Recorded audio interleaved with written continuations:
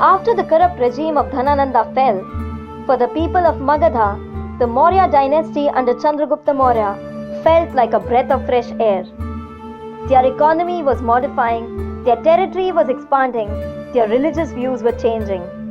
In other words, Magadha was on its way to economic and social development. Born in Kshatriya Varna of the Sakya lineage, Chandragupta Maurya is said to belong from the same clan as Gautam Buddha.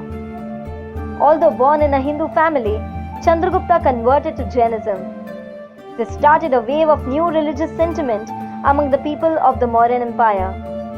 Despite converting to Jainism, Chandragupta is believed to have great amount of respect and tolerance for the Hindus in his cabinet. The Mauryans shared a wonderful relationship with the Greeks. After conquering the eastern frontier from Seleucus Nicator I, Chandragupta and Nicator became allies when he agreed to marry one of his daughters to Chandragupta. He also sent a Greek ambassador Megasthenes to his court. For the first time in India, money came into use and taxation system was introduced for the masses. Weights and measures became standardized and trade with countries around the world increased.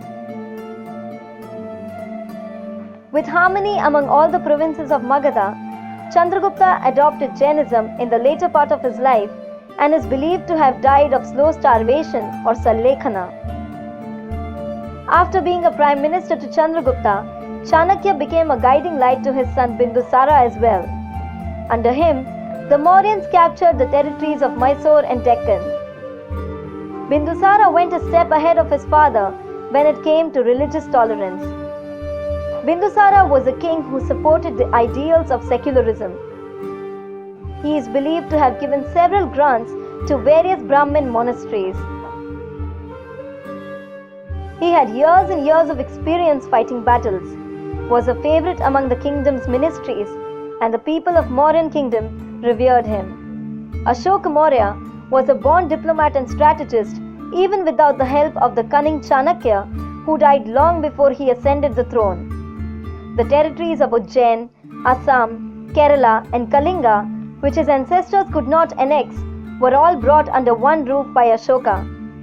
The death of 200,000 people and the massive destruction caused by the Kalinga War in 261 BC melted him, and a humble new messenger was born who helped spreading the religion of Buddhism around the world. And even though they are a minority today, Ashoka's legacy lives on. With the help of his son Mahinda and daughter Sanghamitra, he was able to propagate Buddhism in Sri Lanka as well as places as far as Burma and Southeast Asia. The Stupas in Sachi and Bharhat in Madhya Pradesh are one of the most famous buildings that depict relics of Buddhist monks. Our national emblem, the 4 lions at Sarnath, and the Ashoka Chakra in the middle of the Indian flag are symbols of our identity that cannot be credited to anyone else except Ashoka. He introduced us with the concept of ahimsa and peace. Under him, the people of Magadha knew no war and no violence for at least 40 years. His contributions to the contemporary world are impossible to explain in such less time. Maybe that is why he is known today as Ashoka the Great. After Ashoka's death, his son Brihadratha took over the throne.